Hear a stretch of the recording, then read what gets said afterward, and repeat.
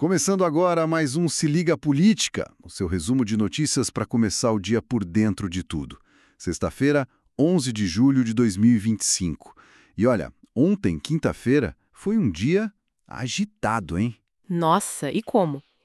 O clima esquentou feio entre Brasil e Estados Unidos. Pois é, depois que o Donald Trump anunciou aquelas tarifas pesadas sobre produtos brasileiros, né? Exatamente.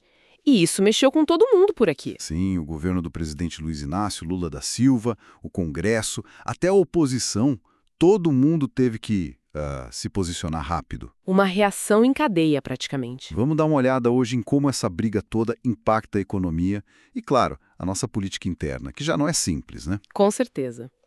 E teve mais coisa, né? Nomeação importante no judiciário. Isso, vamos falar disso também. Bom, então, vamos lá. A notícia principal de ontem.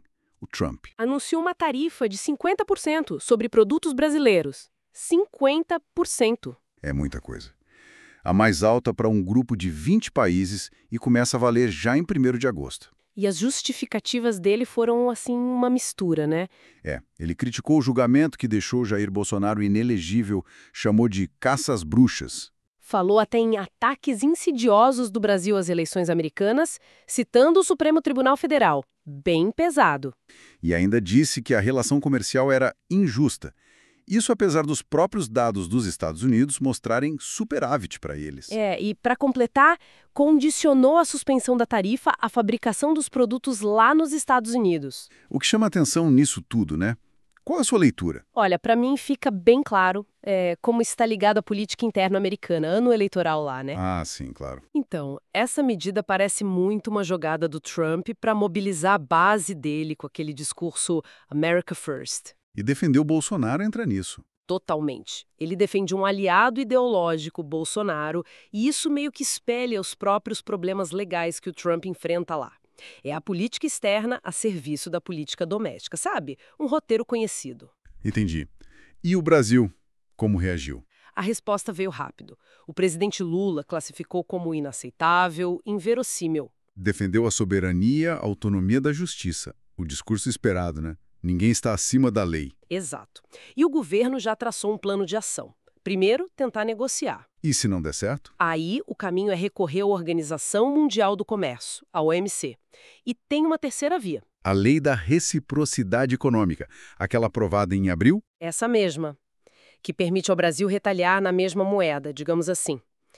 É uma carta na manga. Falando nisso, o Itamaraty devolveu a carta do Trump, né? Achou ofensiva. Devolveu e chamou o encarregado de negócios americano para uma conversa.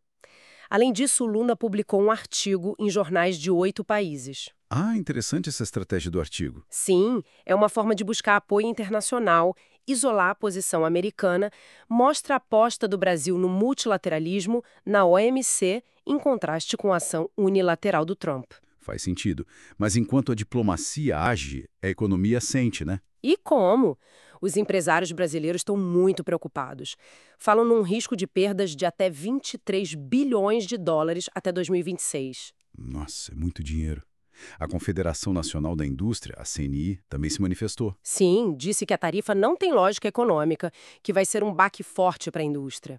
É aí que mora o dilema do governo, né? Equilibrar a defesa da soberania com a proteção da economia. Exatamente. A pressão do setor produtivo mostra que precisam achar uma solução logo, uma solução pragmática. E o Congresso Nacional, como entrou nessa história? Os presidentes do Senado, o Davi Alcolumbre, e da Câmara, o Hugo Mota, soltaram uma nota conjunta. Falaram em diálogo, Mas mencionaram a lei da reciprocidade. Foi um recado claro de que o legislativo está mobilizado. Interessante ver essa união, né? Mesmo que pontual. É verdade.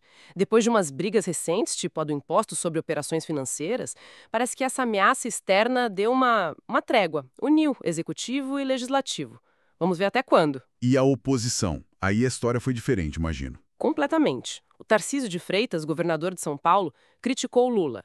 Disse que ele põe a ideologia acima da economia. E o ex-presidente Jair Bolsonaro? Foi mais discreto, expressou respeito aos Estados Unidos.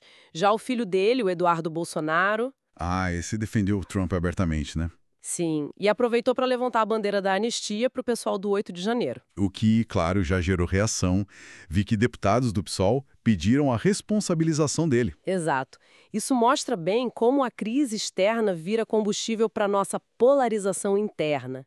A aliança Trump-Bolsonaro usa a situação para pautas domésticas, como essa da anistia. A política externa vira campo de batalha ideológico aqui dentro. E como isso repercutiu nas redes sociais? Teve alguma medição? Teve, sim. Uma pesquisa da AP Exata mostrou que a maioria, uns 59%, criticou o Trump e pediu reação do Brasil. E quantos apoiaram o Trump? Cerca de 22%. Mas o interessante foi que hashtags defendendo o Brasil bombaram, sabe? Mostrando um certo nacionalismo. E dá para conectar isso com um cenário político mais amplo? Olha, tem uma análise interessante do Murilo de Aragão que sugere que esse tarifaço pode, quem diria, até turbinar a campanha de Lula. Como assim? Porque enfraquece o discurso liberal, mais alinhado aos Estados Unidos, e fortalece a pauta da soberania nacional. Esse nacionalismo pode acabar unindo gente diferente. É algo para ficar de olho, pensando lá em 2026. Interessante esse ponto. Bom, mudando um pouco de assunto, mas ainda na política. Tivemos ontem também nomeações importantes do Lula para o Judiciário. Sim, para o Tribunal Superior Eleitoral, o TSE, que é crucial para as eleições. Foram a Estela Aranha, que era ligada ao Flávio Dino, e o Floriano Peixoto. Esse último votou pela inelegibilidade do Bolsonaro e tem o apoio do ministro Alexandre de Moraes, né? Nomes com peso. E teve também para o Superior Tribunal de Justiça, o STJ. Isso, a Maria Marluce Caldas Bezerra, procuradora de Alagoas. O que essas escolhas indicam? Me parecem escolhas bem estratégicas. Buscam nomes alinhados ou que reforcem posições em cortes-chave, como o TSE, já pensando no próximo ciclo eleitoral. E a nomeação para o STJ pode ter também um componente de aceno político regional. E por falar em tribunais, o Supremo Tribunal Federal, o STF, também esteve no noticiário. O ministro Gilmar Mendes falou sobre ataques virulentos à corte e criticou as Big Techs. Mas o Supremo, como instituição, decidiu ficar em silêncio sobre as falas do Trump, né? Sim, deixou a resposta para o governo. Uma postura de, talvez, não escalar a politização. Enquanto isso, a Advocacia Geral da União, a AGU, atuou na defesa do ministro Moraes lá nos Estados Unidos. Isso. E esse ponto levanta uma questão importante, né? A judicialização da política atravessando fronteiras. A AGU defendendo um ministro no exterior, isso gera debate sobre separação de poderes. Muita coisa acontecendo ao mesmo tempo. E ainda teve outras notícias mais rápidas ontem. Sim, lá fora, Portugal aprovou a primeira fase da privatização da TAP, a companhia aérea.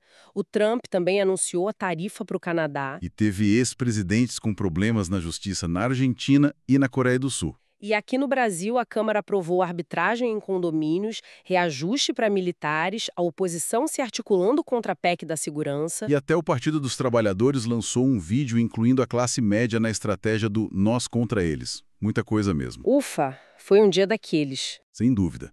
Essa tensão Brasil-Estados Unidos por causa das tarifas do Trump mexeu com tudo. Governo, Congresso, oposição, economia, até o judiciário entrou na roda. Exatamente. Fica claro como a política externa e a doméstica estão cada vez mais amarradas, né?